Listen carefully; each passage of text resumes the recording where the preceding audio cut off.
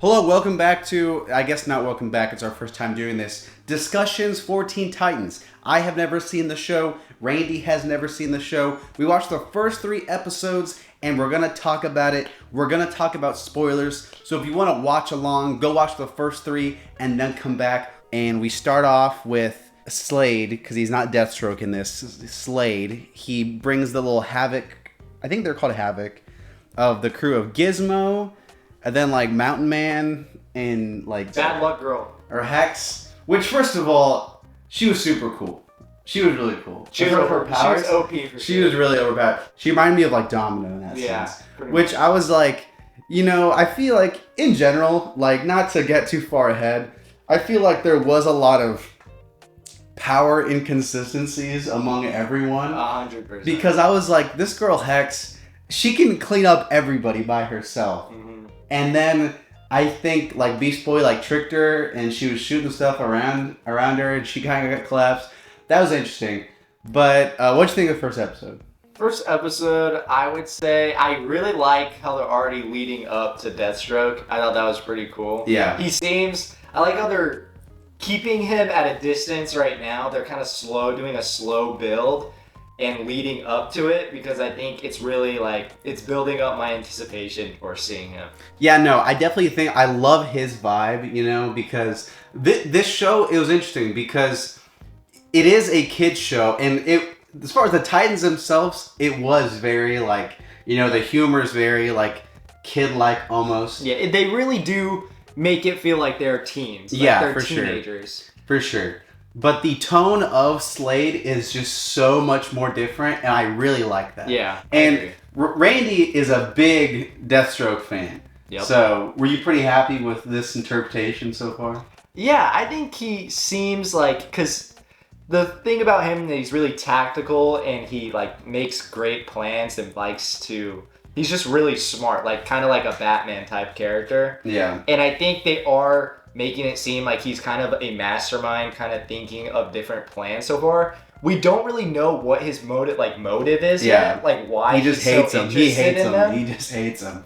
And so I'm just excited to see where it goes.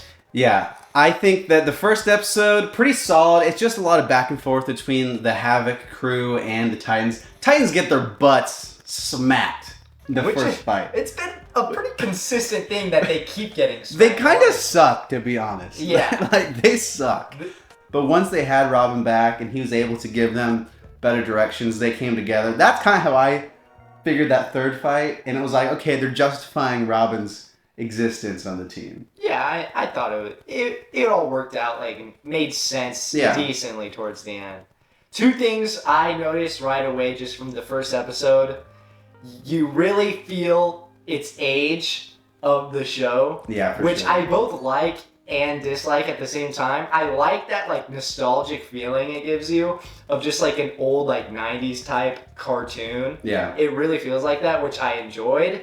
But at the same time, like the action bits I think are like kind of slacking. Yeah, they do a lot of silhouette fights to where, you can tell that they don't, especially like, it'd be interesting to see where it goes, because it's like a first season, they might not have a big budget. Yeah. They might not, and you can see that in shows like Avatar, like The Last Airbender. The fights between season 1 and season 3 are night and day difference, because I doubt that the network was giving this show a huge budget. Yeah. So I would not be surprised if the fights got way, way better as the show went on. Because I feel like their abilities are like not being taken to like 100%. Capacity. Like the moves 100%. Have been very basic and haven't really explored their powers. Like as people who aren't super familiar with characters like Raven and Starfire, they're just shooting like blasts right now. The second episode was with Star's sister, Blackfire. We're just jumping into the family drama. Yeah. We barely know these people, but we're throwing in new family members. What'd you think of that one? I thought it was interesting. I thought Starfire's sister was like just so like such a stereotypical character. Yeah, a little bit. Where she was just saying like the most basic. Which was kind of hilarious, to be honest. I had some good laughs. It was funny. Laughing at her, not laughing with her. Because they all thought she was like this super cool person. Guys, check this out. Starfire could never. Which, one thing I actually really liked about this episode is I've kind of known, just being around like pop culture that the Robin Starfire romance is a thing. Yeah. But I kind of really liked in this episode how Robin like stood his ground against Blackfire. Yeah. And he wasn't as like, because you know Beast Boy and Cyborg, they really fall for the whole charade of because they just want to party and have fun. But when Blackfire's like, oh Robin, Starfire's so lame, he's like, whoa, like dude, we're talking here. Yeah. Like I kind of like that how Robin like. Which it made sense for the character to do that. Yeah. He stood his ground a little bit. It wasn't as cliche of like, they all leave Starfire. And I guess nobody likes me anymore. One thing I really liked about this episode is that I feel like so far in the show, they've just jumped right into things. And they haven't had too much time to like build the chemistry or show the chemistry between the characters. Yeah. And like we really don't know that much about them.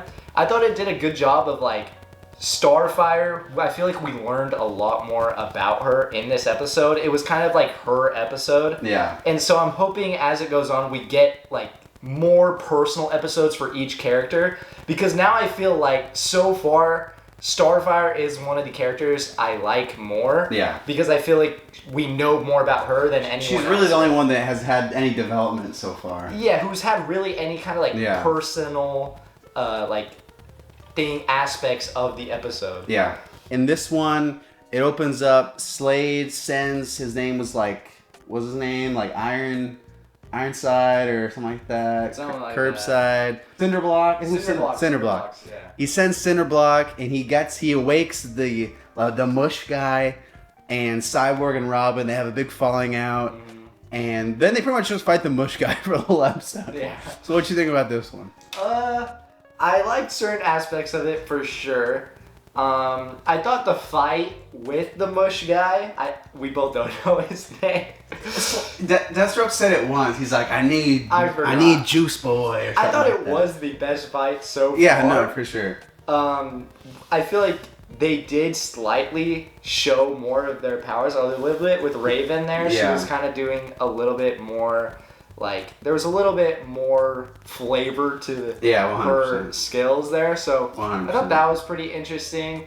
For while it lasted, I liked the back and forth between Cyborg and Robin. Which, it's funny, this show kind of, I feel like an anime influence almost. Sometimes it's humor too. Yeah. Kind of a cliche plot of like a show of like, oh, we hate each other and then Cyborg's gonna come back at the end. Which they don't really explain why Cyborg comes back. Yeah, he kind of just... He just does. And they don't say why. He just kind of feels like it, I guess. For sure. Which, again, it's like that last fight when Blob Guy or like Purple Clayface, like when he separates, all the Titans get cleaned up pretty quick, I feel like, aside from Robin. Yeah.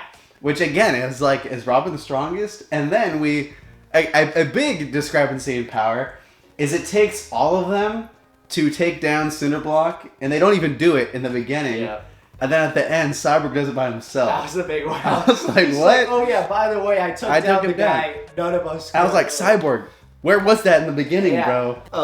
Earlier on in the episode, I thought it was pretty cool how against Cinderblock, one thing went wrong and they kind of all started tripping each other up. Yeah. It kind of shows that they're like, still like there's that teen aspect of their young kind of like new superheroes and they like still have a ton to learn because they were totally like there were a lot of times where they had the opportunities to do something but they just kept messing it up and in turn it was messing each other up and they helped like that team aspect still has to build. Yeah, you could tell that, you know, like you said, they feel like they haven't practiced a lot. I feel like they're a lot of flair without the practicality of it right now. Mm-hmm. Robin and Cyborg had their move that they had, and they couldn't even do it the first time. They like messed up.